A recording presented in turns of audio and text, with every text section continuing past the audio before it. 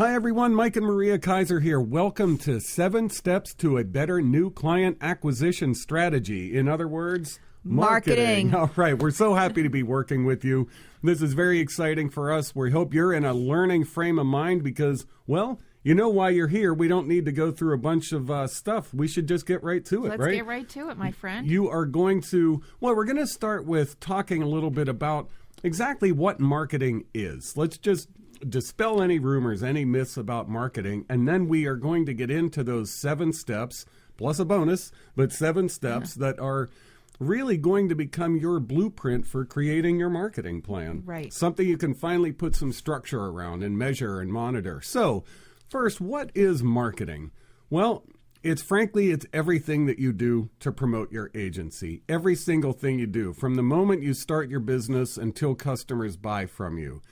But the key words to remember here are everything and regular basis. So every way that you're communicating with the public, every way that you're communicating with your existing customers, but every way that you're letting the world know about your agency is marketing. It's creating awareness. So the promotion of a business is very complex sometimes. It means every interaction with a client, a referral source, your employees. It includes advertising, public relations, the sales process, client intake, telephone queries. I mean, you name it. But marketing is the ability to convey the importance of your agency and your products to the community. It's really that simple. It's not necessarily that easy, right? But it's just that simple. And it's effective to see marketing as a circle that starts with your idea for generating revenue, and it completes itself when you've repeated business and referrals. So you may or may not see yourself as a marketer. Most people don't. But as we go through this program, we're not suggesting that you do everything yourself, but that you understand that you are marketing when you're doing and engaging in these activities. But wow. Yeah. But before you spend any time or money on marketing activities, we think you should have a solid plan first.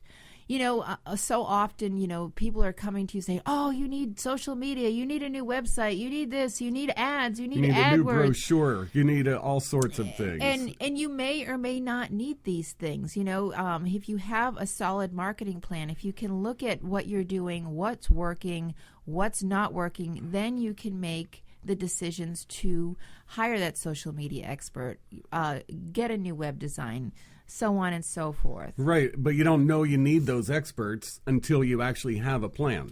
So You're not just randomly spending money or wasting your time, right? So, I mean, let's first talk about what is the purpose of marketing. Now, because that's really important for a lot of big companies, because I'm sure everybody's heard the phrase branding, which is, I guess, a fancy way of saying just making people aware that your brand exists. Which I guess if you're a big company with millions of dollars like Pepsi-Cola, yes, you want your brand out there. Budweiser wants their brand out there. But for most small businesses, for most insurance agencies, I kind of say about branding, who cares? If it isn't increasing your business or bringing you new customers or increasing your profit, then your marketing isn't really working for you. Well, right, and we don't have the resources, we don't have the time, we don't have what Coca-Cola has to just create brand awareness. And quite frankly, Coca-Cola does this brand awareness because every time somebody sees the sign Coke, it reminds them that they like Coke and they go out and buy a new Coke. Right, that's right. So if you really want to understand for your purposes, what is marketing or what is the purpose of marketing? It's very simple. It is just to get interested parties to stand up and say, hi, I'd like to hear more. Right. That's it. It isn't sales. It isn't closing a deal. But I really want you to go into marketing with one purpose, which is to get people to say, I'm interested, I would like to hear more. Right. Does that make sense? And then from there, you can work your magic and then close the sale. There you go. Yes. So there are 2 points that we want you to really remember as you go through this program. One is marketing plans don't work. And the second is you work the marketing plan. How often have I spoken to someone, or, you think back on your own self that you created this beautiful marketing plan, and then, December rolls around or the following year rolls around, and you say, I just never quite got to that marketing plan. Right. Well, then it didn't work for you. But if you got new customers in the last year, if you've gotten new customers ever, you engage in some form of marketing. Right. Now, and I'm really glad you brought that up, because I remember one person in particular. They created their marketing plan, and then they recreated their marketing plan, and then they tweaked their marketing plan, and then they threw that one out and created a new marketing plan. Right. Do you know how much marketing they actually did? None. They did none. So your point of marketing plans don't work. They don't, unless you and your team is proactively working it. And then the second important thing to remember is you have to measure your results. If you're not measuring how many clients came about because of this effort, the period of time it took, did sales increase, is there more or less than we anticipated from this marketing effort, you won't how will you know if what you did even worked? That's right. Yeah. And unfortunately, most people find out too late. Oh, I've been running that ad in this whatever magazine for 2 years now, and I've never gotten anything from it. You probably should have known sooner. And I'm not exaggerating either. We hear things like that all the time. Oh, I've been doing this forever. Well, did it work? No. So why don't we? So you're right. A wise old man said, if it isn't measured, it doesn't exist. Yes. And that's kind of what you're saying here.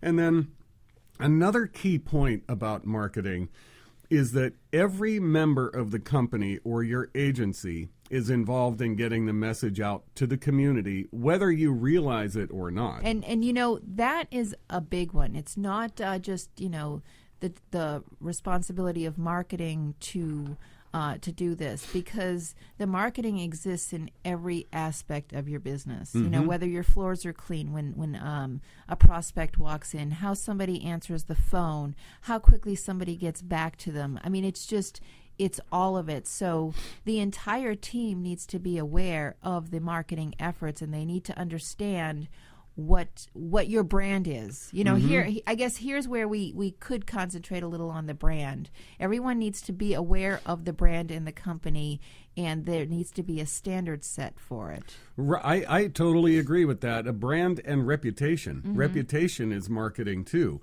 So if you have a reputation of people getting amazingly good service on the phone, if you have a reputation of people love to walk into your office because it's friendly and it's cozy and it's warm, and if your agents are doing a great job and going above and beyond, for your customers, that's all marketing. Right. That is all marketing. And I think you already know that, but you're right that we need to drive that point home. Well, think about your own experiences when you're out and about. You might be calling your water vendor, but every time you have to call them, you get this pit in your stomach because it's just going to be a horrible experience. Well, they're not doing very good with their marketing plan because they haven't told customer service that they need to actually take the call in a timely fashion or respond to the customer in a certain way. That's right. Yeah. Now, so I think we should just jump right into the 7 steps. Why don't you give everybody just a brief overview, and then we'll get into them each individually. Sure. So number 1 is clearly define your product. Step number 2 is determine who your best customer is. 3, what is unique about how you do business, and why should people buy from you? And that, I think, is going to be a really big point. Yes. 4, what is your message? 5, how do you get your message out to your best customer? 6, what are your marketing goals? And 7, the most important, the accountability piece, is developing a calendar and a budget for this plan. That's right. Monitoring. Yeah. So let's start with the first one, clearly defining your product, because you're thinking, well, I sell insurance. I sell this type of insurance or these types of insurance. But now we might say in a lot of cases, people do have to have insurance. You really do. But also think about this question. Do people buy what they need or buy what they want? Mm-hmm. And essentially, we buy what we want. We use justifications to convince ourselves that we need the things that we want. And yes, in insurance, it's a unique situation because for things like car insurance and health insurance, we do have to have them. But we, the consumer, are going to buy them from the people that we want to buy them from. Right. Yeah. Just because we need them doesn't necessarily mean that we need to buy them from you. That's unless right. you become the monopoly in this area. That's exactly right, unless you become the monopoly. So, first of all, in clearly defining your product, first, what are your products? Now, literally, what are they? Are they annuities? Are they, property and casualty products? Literally, but you need to think of them also in a way that the consumer is going to think about them. In other words, when will they need them? Or what circumstances is somebody under when it's the best time to talk about these products? Or how can you make these products fit into the experiences or circumstances that somebody is having currently in their life? So I want you to start thinking about your products in a broader perspective, other than this is just a life insurance policy. Right. And also, what are you using industry jargon, or are you using words that your customer would use? Right. And that's important too. We did have a P&C agency broker that discovered that consumers didn't buy auto insurance; they bought car insurance. Huh. That's huge. It is huge. It is huge. So think about in those subtle nuances, what is it that you're actually selling? Yeah. And part two of that is, when are your services needed? Because that'll help you decide how and when to approach people too. As yes, can you say, does everybody need car insurance? Yes, that's the case. Or let's talk about something like life insurance. Does everybody need life insurance? Well, we would all think it's probably a good idea. But when are your services needed? Meaning, when are you kind of likely? Well, when somebody's had a life event, or maybe they just got married, or maybe they bought a home, or maybe they just had a child. But we want you to start to think in those terms too. So what is it I'm really offering to my customer? And I'm going to take a step back here. You're probably listening saying, well, yeah, I already knew this stuff. No surprises here. And I would say most of the stuff you will probably have already heard in some fashion, but are you using it? Are you listening to it, and are you breaking it down? Are you paying attention to those nuances? What are your products? What are the language around the products? Well, what are your customers always saying to you? That discovery between auto and car insurance, that was merely because the broker just started listening to how his clients were referring to the product. When do they need your services? Yeah, there are those times. You just had a baby, but think about it. If you've just had a baby, aren't you inundated with mailings? So is there another time that you could send out that information? So don't do it when everybody else is doing it, but try to pick a time maybe when someone else isn't bombarding them. That's a very good point. And then also finally consider, what purpose do your services serve? And yes, in a literal sense, they cover people in various catastrophes or various situations. But what other purpose does it serve? Does it serve peace of mind? Is it serving being part of an overall financial plan? So we really want you to start thinking about your products and your customers in a bit more of a comprehensive way. And the best way to find out this information?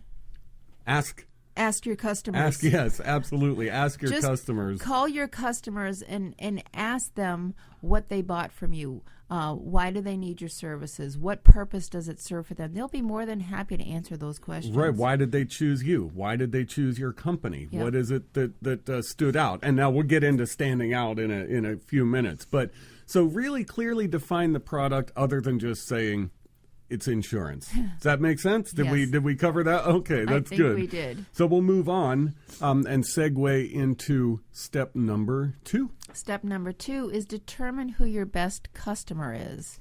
And, a lot of times when I ask this question of folks, unless they're, targeting the Medicare clients or things like that, so often they'll just say, oh, it's, everybody needs what I do. No, you have to know your customer, and that's the first step to getting more sales. It's easier sales, and it becomes larger sales. When you know who your customers are, you know what they want, you know what motivates the customers to buy, and now it's a whole lot easier to communicate with that customer. You know how to write the language for your website if you have a website. You know how to create that brochure. You know when to send out the advertisements or marketing messages.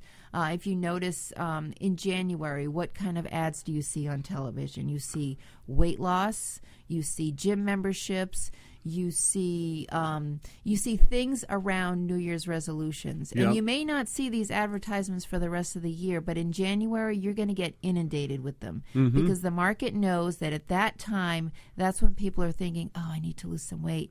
I need to quit smoking. I need to start dating more, blah, blah, blah. Yep. And then we want you to, we don't want you to get into the mindset of everybody is a prospect. So you could say, well, who needs car insurance? Well, anybody that has a driver's license. But that may not necessarily be the case. Like if you have a family that has young drivers, who are you targeting? Who are you going after? What situation? So it isn't this everybody is a customer mindset that that's a dangerous place to be. And we've seen people get very frustrated with that. Well, who's your customer? Well, anybody could buy from me. And while that is possibly true, which isn't likely true, but if it's possibly true, the likelihood of you reaching everybody is impossible. Right. So that's why we say this is such an important step of determining who your best customer is. So how do you start to do that? Well, number one, how does your potential customer normally buy similar products? So when somebody is shopping for life insurance, how do they usually go about it? That's something to consider. Right. What's their buying process that they go through? Also, and we talk about this a lot, Maria, is really being zeroed in on how have your existing clients come to you. And it's with all of these questions, it comes down to having both feet in reality. Because you often hear, well, sometimes they'll come this way, and I'm hoping they're going to start coming this way. We don't want to hear all that. We want to know, how did it actually happen? Right. What's real? And then work from there. That's exactly right. What is real? Where did they come from? Or what are you trying that isn't working? And then the third thing is, how do people usually decide to use your services? So what pushed them over the edge? And so taking a step back, I think the biggest reason for this step number 2 is that we've talked about this in our podcast before and stuff, but we don't want you to make 2 sales. Meaning, what do we mean by make 2 sales? One, the first sale convincing somebody that they need a particular product or service, and then the second sale is selling them that on you being the one to sell them that. We want you to determine who your best customer is so that you don't have to always be going through step 1, which is convincing people why they need insurance. Because it really should just be a natural process of they have a need, you have the solution, and it gets put together. Right. And if you find yourself doing a lot of convincing or trying to do a lot of convincing, then you haven't done step 2 very well. You haven't determined who your best customer is. Because then you wouldn't have to be always going through this convincing process. Because any of us that are in sales, we know that gets very tiresome. That gets really tiresome. And then the next part in determining who your best customer is who is the primary buyer and the primary influencer in the purchasing process. And that's such a huge step because, you don't want to do your dog and pony show for the person who isn't going to make that decision, who has to go talk to 4 other people about it. Right. That's exactly right. So let's go back to that family that maybe they have a fresh 16-year-old that just got their license. Well, they're not going to be the primary buyer or the primary influencer in that purchasing process. The parents are one of them is going to be the primary buyer and one of the parents will be the primary influencer. So we want you to be selling to the right people or marketing to the right people. Right. We've known, this takes a lot of chutzpah, but we've known people that they've gone into a selling situation on a scheduled appointment, but if the primary influencers or the primary buyer was not available in that meeting, they would leave and reschedule rather than sell to only part of the group, and then have to sell them again or get into that convincing mode, et cetera, et cetera. So really understand that, and then determine what kind of habits do your customers have. So for instance, where do they get their information? Where do they want to become informed about life insurance? And this is where, if you can understand this, now you know where to concentrate your marketing efforts. So if your customers are on Facebook and you know this and they make buying decisions as a result of Facebook, then be on Facebook. Mm-hmm. But if they're not, then the person that's coming to you selling you Facebook ads, that's not necessary for you. Mm-hmm. That's exactly right. So really understanding their habits. Right. I mean, and maybe a particular demographic is part of your best customer. Mm-hmm. And maybe that demographic doesn't use LinkedIn or Facebook or Twitter or social media. Maybe they still read newspapers, or who knows. So this is really, really important because it will help you determine where you're going to put some of your dollars and some of your time, right? Right. Mm-hmm. Right. I have a client who talks about how his best advertising dollars were spent on one classified ad. Mm-hmm. He'd spend, $150 a month on this classified ad, and that's where the brunt of his customers came from. So, why are you bothering with other stuff? The other stuff will just frustrate you. It really will. Yeah. It'll frustrate you. It'll suck money out of your checking account that could be going toward your vacation fund. It's just kind of a waste of time to not do it through a process like this. And also once you can identify that, then you can just do it a whole lot more. So I was talking with someone about 6 months ago who identified that when they put up a Facebook ad, their appointments for the week fill up. Mm-hmm. And I said, well, how many do you do?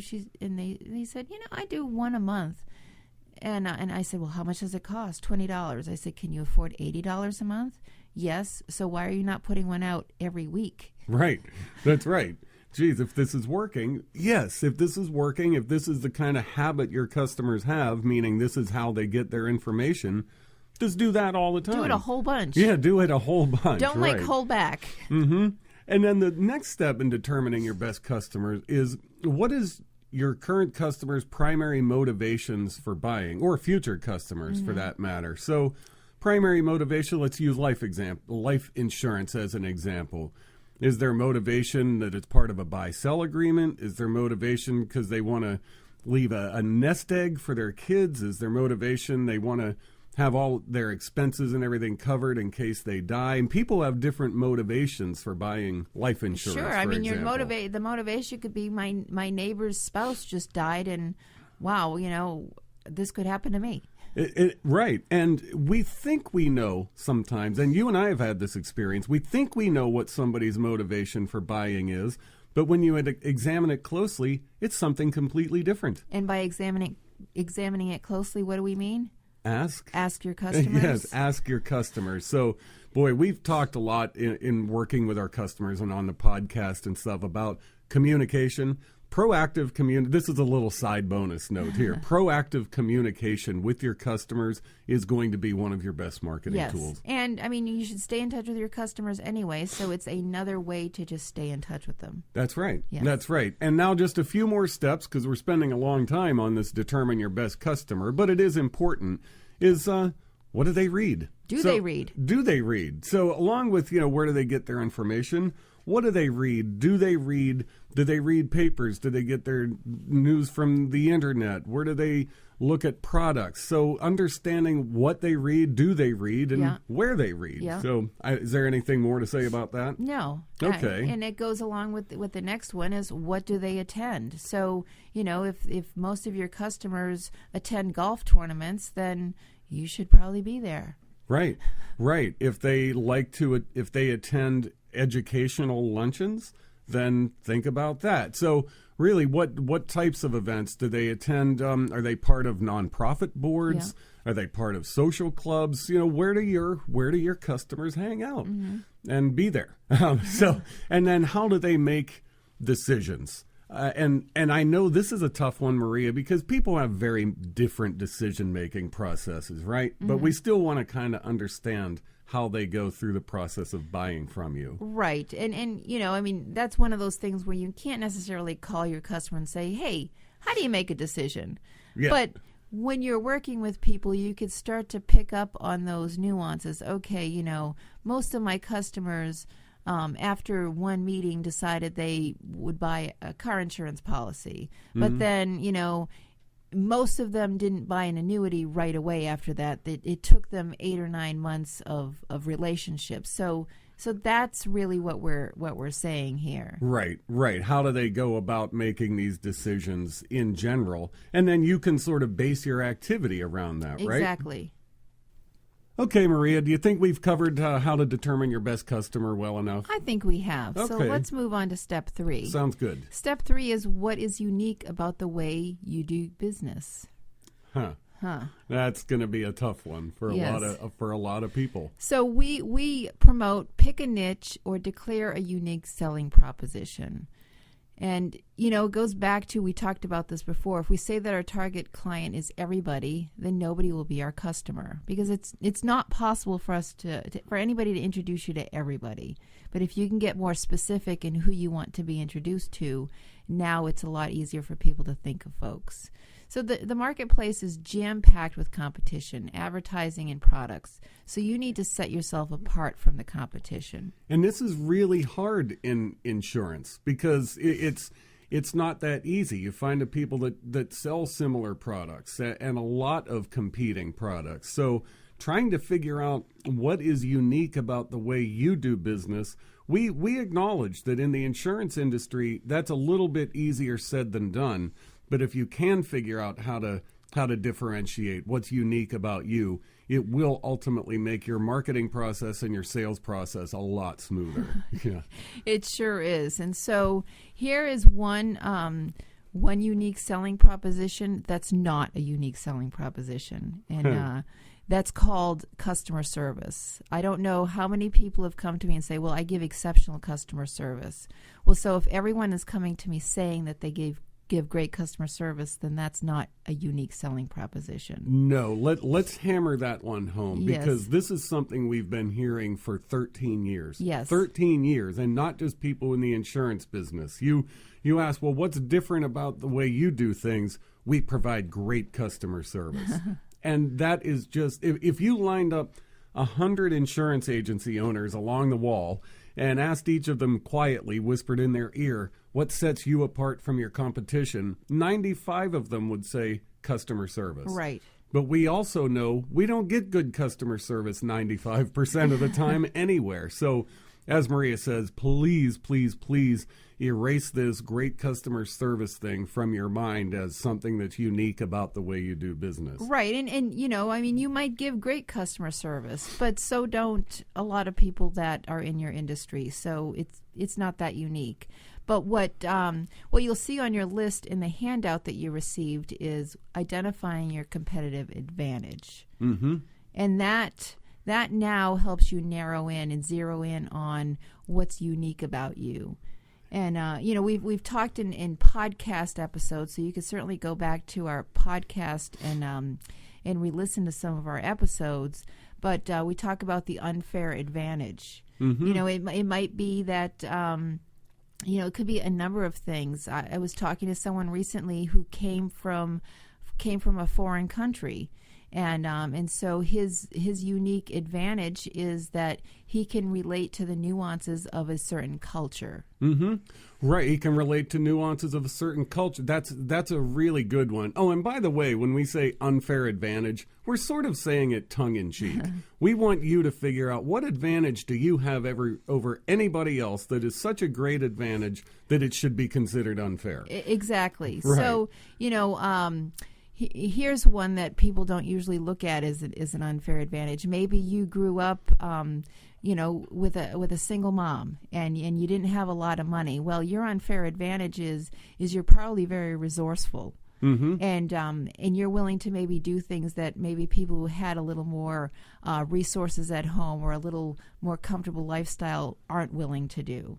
So when we're asking you to think about that competitive advantage, go back and look at who you are and what you really offer to your customers that they're not getting anywhere else. That's right. And maybe what's unique about you, maybe you were a former athlete and you understand the world of professional athletes, or we know somebody that used to be a chief financial officer for a company before they went into financial services. So the way they approach financial services is from a very systematic, very comprehensive sort of way. So really think about what is it, as you said, Maria, about your background, about your experience, about your culture, about anything that you can think of that is going to make you not look like one of the herd. And a lot of times when we talk about this, then folks get a worried look on their face, like, yeah, but not everybody's going to look at it that way.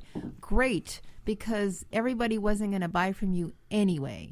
So attract those that are interested in what you do in the way you do it. Right. Maybe you're a mom or dad of young children, so you can absolutely relate to the things that families with young children are going through and can work with them in that way that maybe some, older dude wouldn't be able to. I mean, so think of ways you can relate that other people can't. Right. And I mean, if you're a parent of a young child, now you have the advantage of going to those baseball games or going to the Girl Scout meetings or the dance recitals or whatever, and talking to other parents of children of people who have children your age. That's right. So this requires a little bit of creativity and maybe having a couple of conversations with people that you trust, maybe people that are in the same industry as you, or maybe some of your customers, or maybe some of the people that you network with. But I think this is something worth putting the time in. It's totally worth putting the time in, and when you can identify that what your special sauce is, yes, then you can create your marketing. You can create the language and start talking in that way. And now really attract the people who would be a great customer for you. Exactly right. I mean, if you think about the customers that you have your customers that, you'd spend hours with and not even make a penny off of them because you just enjoy them. And then there are those that when the phone rings and you see the number on the caller ID, you just cringe.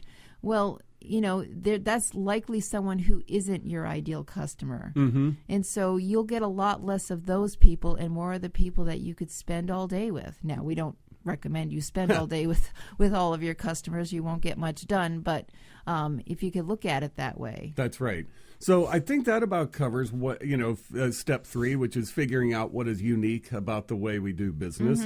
But again, when we want you to go through this program again and again. And even if some of it sounds a little bit elementary, we want it to not be too complex. If this system is too complex, you're not going to do it. You're not going to do it. And if it's, simplify. I think one of the things I know one of the things we humans do is we try to overcomplicate stuff. Yes. And then we make it so cumbersome that it doesn't get done. If you can just create a very simple plan, something that you're going to do over and over again, and when you're doing it, you enjoy it. So, by identifying what's unique about you and identifying that customer that you want to be with, well, now it's a much more pleasurable experience. That's right.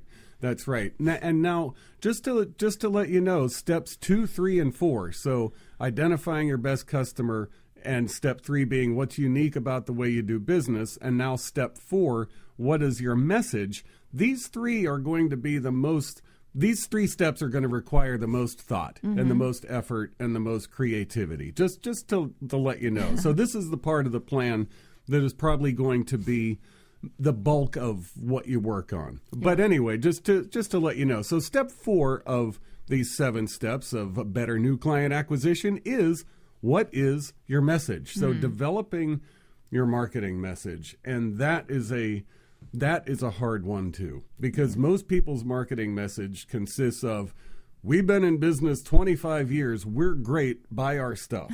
And almost every marketing message is, we're great. Buy our stuff. Right. And that doesn't work Family anymore. owned since 1918.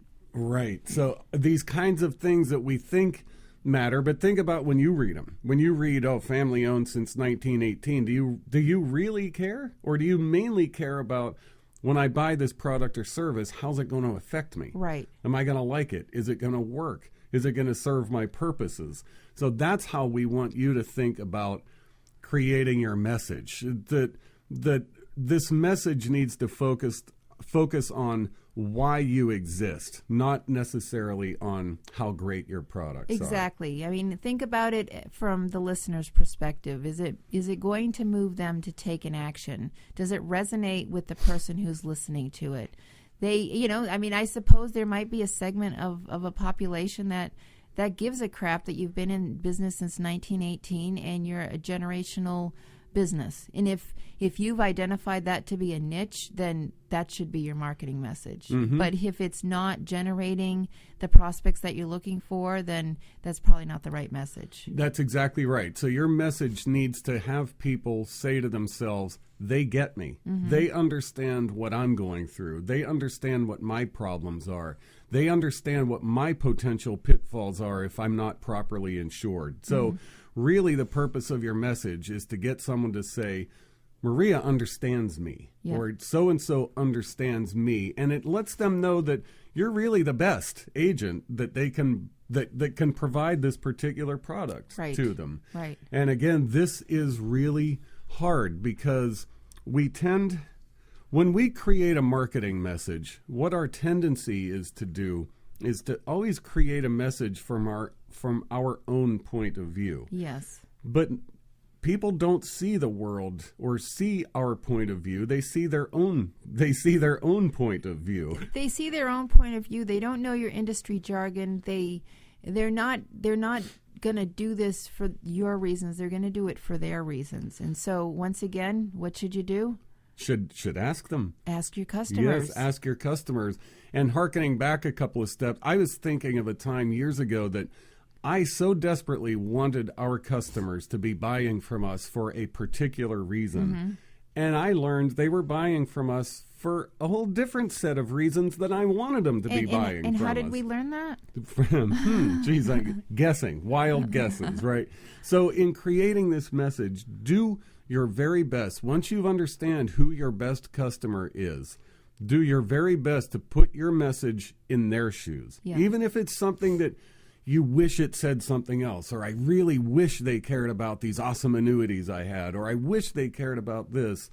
They don't, or they might not. So you really want to be just trying to zero in the best you can on what's going to move them, what's going to make them feel something emotionally and not just intellectually. Well, a great example, we had a client that wanted to revamp his marketing to his clients because he was getting frustrated that, they'd get the brochure and, they'd still buy one of the products listed on his brochure from someone else. And and finally I said, well, clearly your brochure is either A, not being read, or B, it hasn't moved them to take an action.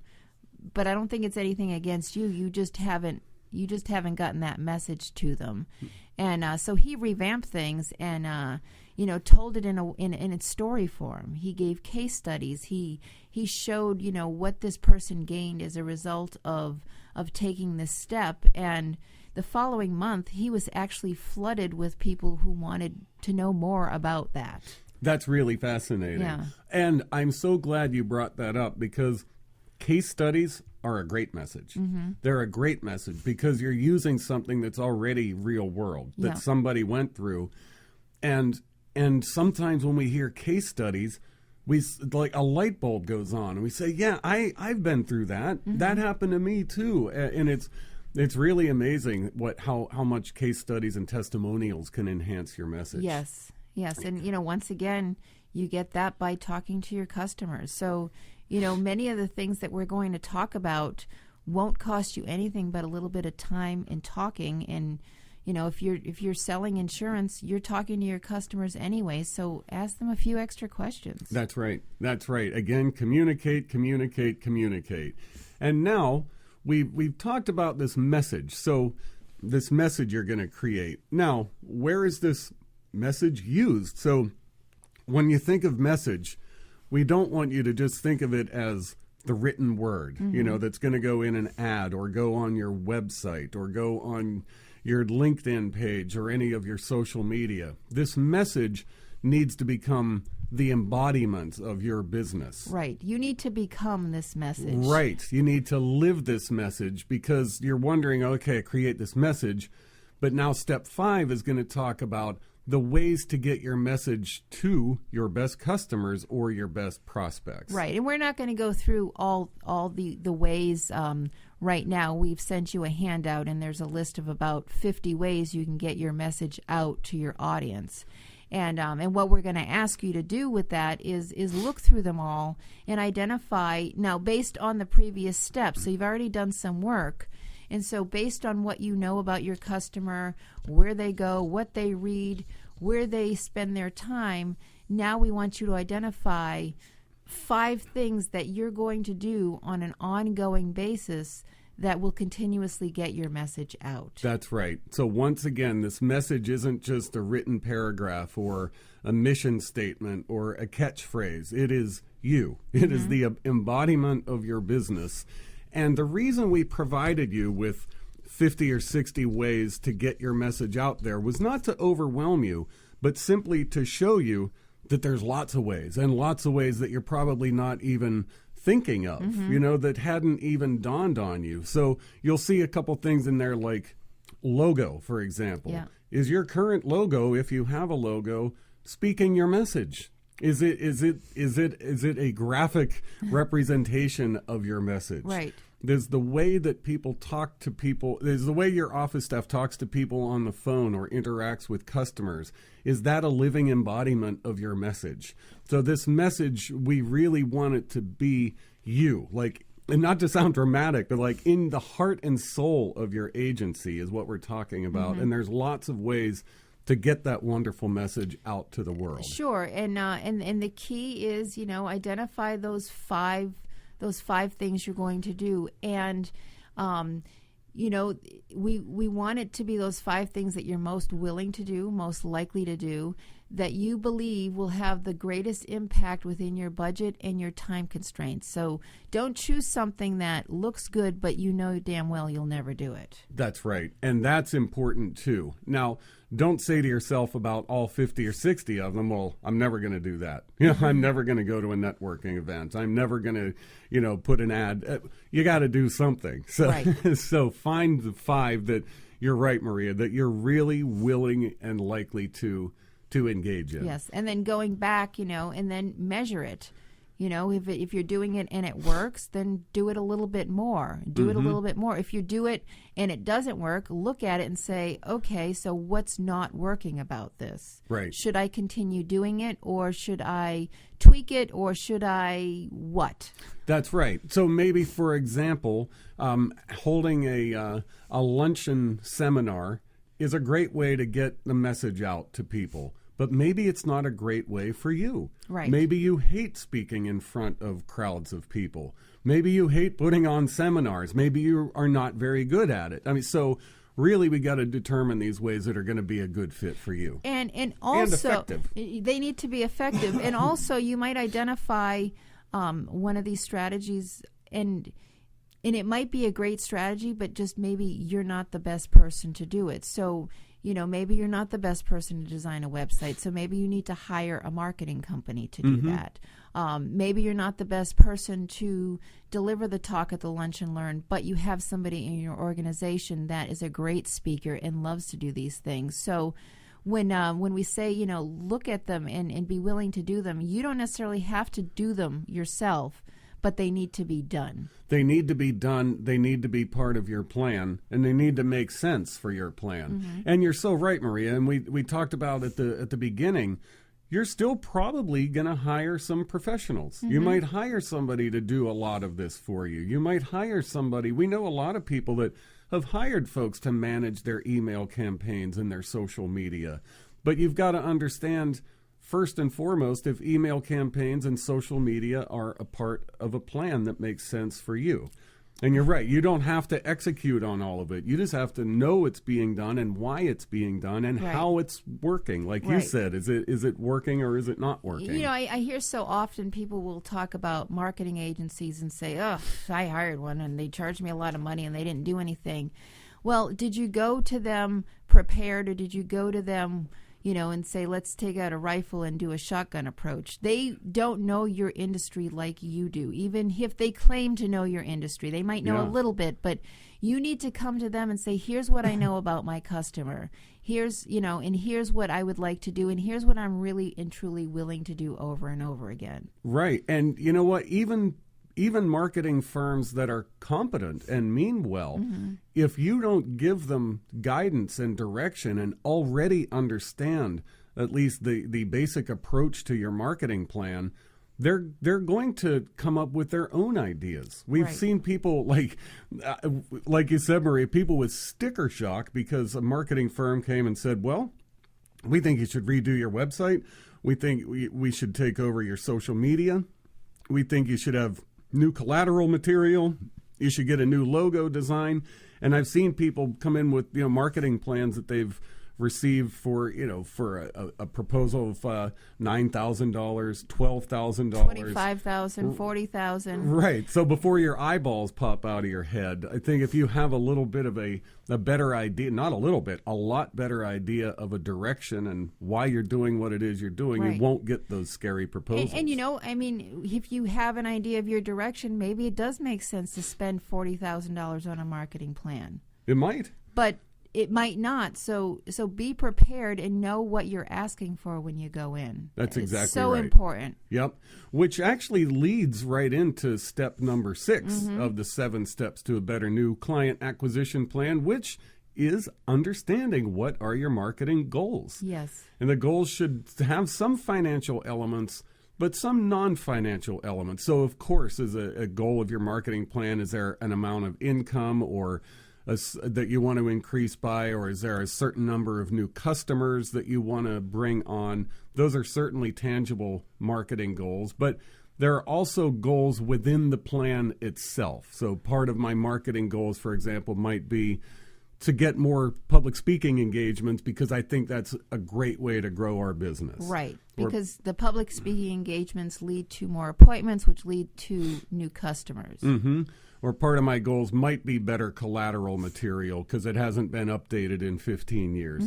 But so whether they're financial goals or non-financial elements, really think about what are your top goals for, you know, keeping this plan going. What are you hoping comes out of it beyond new customers? Do you want more speaking engagements? Do you want to upsell more of your existing customers? So really put a lot of time into just saying, we're going to start advertising more. We're going to start networking more. I'm going to get a new website. Really understand how am I going to know that this is working? Right. When I go to this networking event, do I just walk around, shake people's hands, have a drink, have something to eat, and leave? Well, then you might have had a good time, but did you generate anything? Nobody's going to say, oh, my God, John Smith was there. We better call him. Mm-hmm. That's right. Now, for example, we know a guy that is really good at this. From one of his main marketing, one of the main ways he gets his message out is through networking. But like you said, he doesn't just go to an event, Maria, and grab food and chit-chat and have cocktails. I mean, he does all that, but he goes in with a goal. And if he doesn't leave with 2 people to follow up with and have follow-up conversations with, maybe they're a prospect, maybe they're a potential center of influence, then he considers the event a failure. Yeah.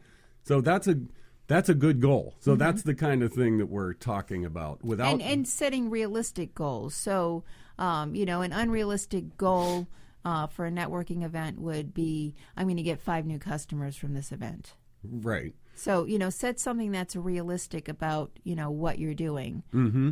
And sometimes you have to tweak. So if you do run a little ad in a community paper, you know, how many new clients or new prospects would you consider that, that it's worthwhile for the money? So really take a look at what you're trying to accomplish. And sometimes marketing plans work, but they don't work the way you wanted to. So a few years ago, we actually launched a campaign, and we had offered something, and we had a huge response for it. We had 35 people stand up within an hour and say they want this, and they did want it.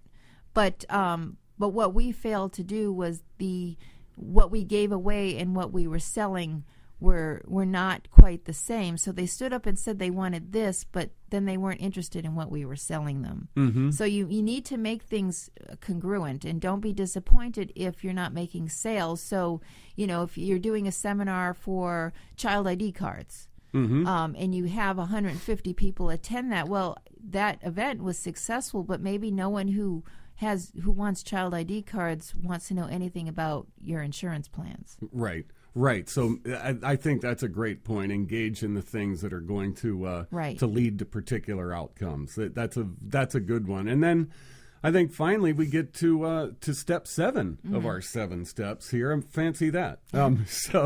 Which is simply develop a calendar and a budget. So what are we actually saying? Monitor. You got to monitor. Yeah. And as we said earlier, if it doesn't get measured, it doesn't exist. And you can find that a year can go by, 2 years can go by. We've met people that multiple years go by, and they've kept doing the same things without really understanding if it's getting them any closer to their new business goals. And you can do this in a number of ways. So, identify a budget, and identify a budget that you can comfortably do.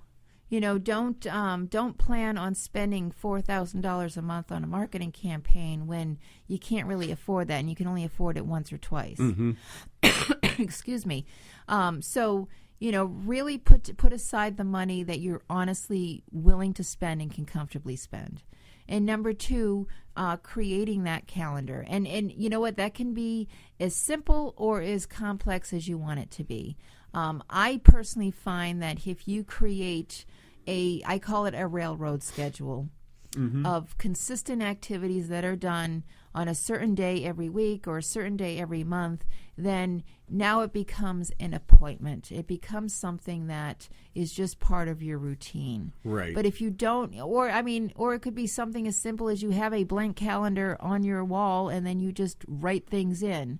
Yeah. But, at the end of the day, do something that works for you and do it consistently. Every Friday, for example, I go through the following week's marketing activities. What networking events am I attending? What chamber events am I attending? What one-on-one meetings am I attending? I really go through and have a thorough understanding. And then our bonus step we're going to be sending them will really be a good tool for this, won't it? Yes. So we're going to keep you on the edge of your seat. Well, we want you to take this and digest it. And step 8 is really is going to be a tool you'll use to be successful in this marketing plan. Right, in tracking. Tracking primarily your activities. Yes. So step 7 is really about keeping track of your results.